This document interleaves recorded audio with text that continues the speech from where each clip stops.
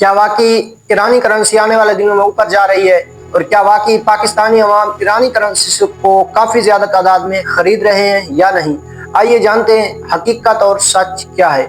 उससे पहले मेरा नाम खिजर आकाश है, आप देख रहे हैं KA न्यूज़। अगर आप चैनल पर नए हैं तो चैनल को सब्सक्राइब कर दें, वीडियो को लाइक कर दें और घंटी के निशान को दबा दें ताकि आने वाली तमाम वीडियो आप तक पहुँच सकें।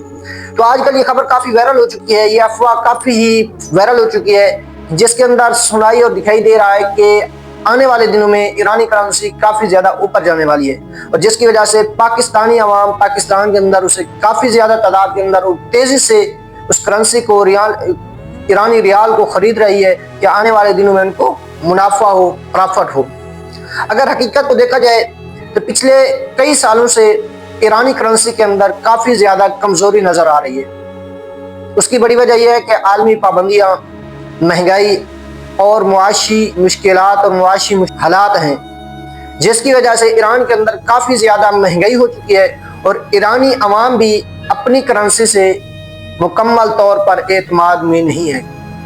अगर आप भी ईरानी करेंसी ख़रीदना चाहते हैं कि आने वाले दिनों में आपको प्रॉफिट हो, आपको मुनाफा हासिल हो, आपको कुछ फ़ायदा हासिल हो, तो उससे पहले आप हकीकत और सच्चाई को देखकर फैसला करें, क्योंकि मेरे ख्याल में ये जो कदम उठा रहे हैं लोग, ये कदम रिस्की भी हो सकता है, इसके अंदर खतरा भी हो सकता है। अगर करेंसी ऊपर जाने के बजाय खुदा न खास्ता नीचे आ जाती है तो इन लोगों को नुकसान भी हो सकता है।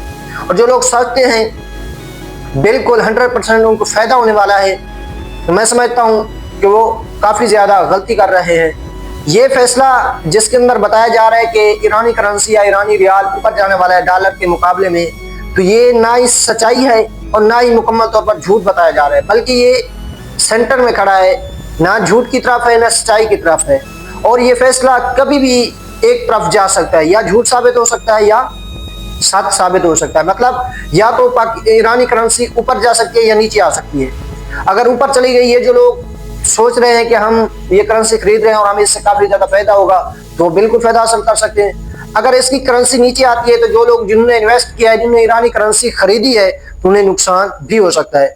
और आज जो लोग सोच रहे हैं कि हमने ईरानी करेंसी खरीदकर करोड़पति बन चुके हैं और वो मन ही मन में खुश हो रहे हैं कि हम करोड़पति बन चुके हैं, तो वो आने वाले वक्त में करोड़पति बन भी सकते हैं और उसके बजाय करोड़पति भी बन सकते हैं। जी हाँ नाज़रीन, ये जो खबरें ईरान के हवाले से बताई जा रहे हैं, ईरान की करेंसी के हवाले से बताई जा रहे हैं, इसके अंदर कोई ज़्यादा सदाकत नज़र नहीं आ रही, जिसकी बुनियाद पर कहा जाए लोगों को कि आप ईरानी करेंसी खरीदो और आने वाले दिनों में इससे इजाफा होने वाला है। तो आपने अपनी राय कमेंट के अंदर ज़रूर देनी है, क्या ये मौका है या धोखा है जो आवाम को दिया जा रहा है। देखते रहिए KA न्यूज़। अल्लाह हाफिज़।